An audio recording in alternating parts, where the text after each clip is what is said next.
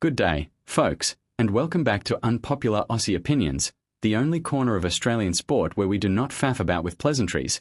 We grab the truth by the throat and shake it until the facts fall out. I am your host, and today the footy universe is absolutely ablaze because a 20-year-old Brisbane Lions forward named Logan Morris has lobbed a live grenade straight across the sporting divide and declared, without a single flicker of doubt, that he is better than Reece Walsh. Yes, the same Reece Walsh who lights up the NRL like a fireworks factory on New Year's Eve. The kid who kicked 28 goals in his debut AFL season, who soared for that grand final specky that is still pinned to every highlight reel from here to Hobart, has stared down the NRL's poster boy and said, "Mate, I would smoke you in every athletic department you care to name." The internet has melted faster than an ice block on a Brisbane footpath. Comment sections are a bloodbath, and every keyboard warrior from Redcliffe to Richmond is picking a side.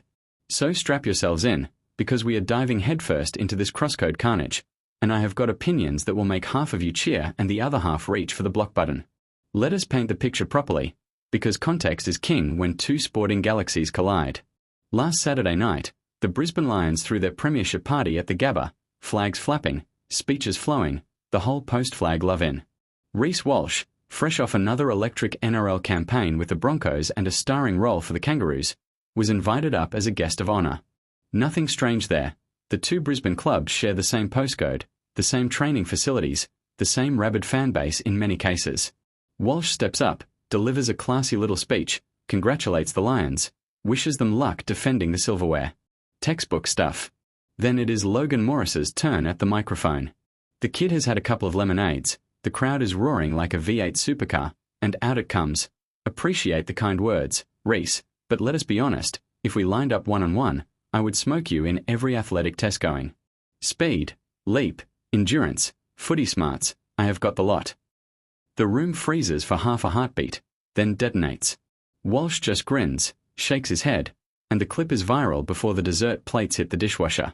Now, before every NRL diehard starts hammering the comments with stick to your own code, pretty boy, let us roll the tape and look at the evidence. Logan Morris is not some loudmouth rookie talking through his hat. The numbers are stone cold. At the 2023 AFL Draft Combine, Morris clocked the 20-metre sprint in 2.87 seconds, elite even by NRL benchmarks. His standing vertical jump? 78 centimetres. His running vertical? 92. That is Lance Franklin stratosphere. Throw in a 3.12-second agility test and a beep test level that had recruiters salivating, and you have a physical freak who would stroll into any NRL pre-season camp and make the strength coaches drop their clipboards. Reece Walsh, for all his brilliance, recorded a 3.01 in the 20-metre at his Broncos testing day, with a vertical hovering around the 70-centimetre mark.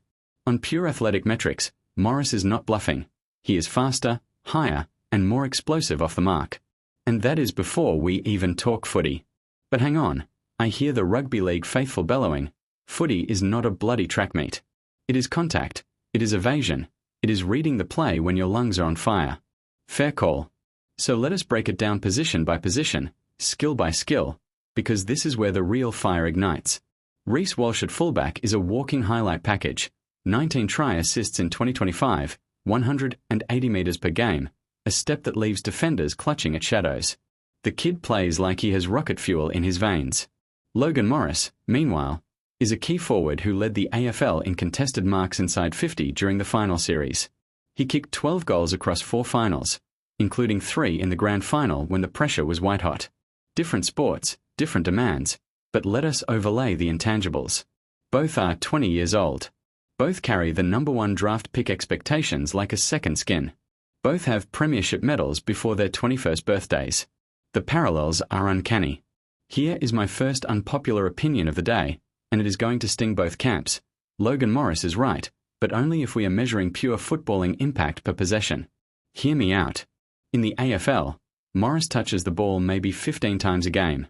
When he gets it, something explosive happens, a contested grab, a goal, a clever handball to a runner. That is a conversion rate of pure chaos. Walsh touches it 25 times a game in the NRL, but half of those are hit-ups or kick returns where the defence is already set. When Walsh breaks the line, it is electric, but Morris breaks the line from a standing start against 3 defenders hanging off him like Christmas decorations. Per touch, Morris creates more scoring shots. Per highlight, Walsh owns the TikTok algorithm. It is apples and oranges, but if you force me to pick who I would rather have with the ball 40 metres out, one-on-one with a defender, I am taking Morris 9 times out of 10. Now let us talk endurance, because this is where the AFL purists start thumping their chests. An AFL game runs 120 minutes of playing time, with players covering 13 to 15 kilometres. Morris averaged 14.2 kilometres in 2024, including 6.5 kilometres at high intensity. Walsh, in a brutal NRL season, clocked around 8 kilometres per game, still a mountain of work, but the AFL's aerobic demand is on another planet. Put Walsh in an AFL pre-season under Chris Fagan's regime and he would be vomiting by February. Put Morris in an NRL contact session and he would be picking himself up off the turf wondering why everyone is so angry. Different beasts, same jungle. But the real spice in this feud is not the athletic comparison. It is the cultural warfare it has unleashed. Ever since the clip dropped, the tribal lines have been drawn thicker than a Queensland stormfront. AFL tragics are flooding Walsh's Instagram with eggplant emojis and comments about soft rugby tackles. NRL fans are counterattacking with slow-motion replays of Morris being crunched by a 120-kilogram prop in a charity match last year, captioned "Welcome to the Big Boys League." Talkback radio has been a bloodbath, for BC and Brisbane had to cut to commercials twice when callers started threatening to meet in the car park. Even the coaches are in on it. Chris Fagan, when asked about Morris's comments, just smirked and said, "Kid has got a bit of mongrel, I like it." Over at Red Hill, Kevin Walters was less diplomatic. "Tell the pretty boy to come run at Kalen Ponga in pads, we will see how cocky he is then." And that is the heartbeat of this whole saga, bravado. Australian sport thrives on it. We love a kid with a bit of strut, a bit of needle, someone willing to back themselves when the cameras are rolling. Morris did not wake up last week and decide to poke the bear. He has been stewing on this for months. Word out of the Lions' inner sanctum is that Walsh and Morris have been trading friendly barbs in the Gabba gym since pre-season. Walsh ribs Morris about marking contests being basketball for softies. Morris fires back that NRL players would not last 10 minutes in an AFL contested ball-up. It was locker room banter until the Premiership night microphone turned it into a national incident. Now the genie is out of the bottle, and neither side is backing down. Let us zoom out for a second and ask the bigger question. Why does this even matter? Because in 2025, with the AFL and NRL both chasing the same eyeballs, the same corporate dollars, the same Gen Z scrollers, a crosscode stash is pure marketing gold. The NRL has been flirting with an AFL killer narrative ever since Vegas, trying to muscle into Victoria's backyard. The AFL, meanwhile, is pouring millions into Queensland expansion, desperate to turn the Gabba into a fortress that rivals Lang Park. Morris versus Walsh is not just two kids mouthing off. It is a proxy war for cultural supremacy. And the beauty of it? Both leagues win. Merchandise flies off the shelves, highlight packages go global, and suddenly the sporting public is arguing about athleticism instead of salary cap scandals or Vegas brawls. Here is unpopular opinion number 2, and it is going to cop flack from the purists. The AFL and NRL should lean into this feud and turn it into an annual event. Call it the Crosscode Challenge. One weekend, for disciplines, 100-metre sprint, vertical leap, skill circuit, and a hybrid tackle mark contest. Morris versus Walsh, round 1. Winner gets bragging rights and a trophy that looks like a Sharon welded to a Steeden. Throw it on free-to-air, sell the broadcast rights to KO and 9, and watch the ratings explode. The players would love it. Extra coin, extra exposure, extra chance to settle the score. The fans would lose their minds. And the codes?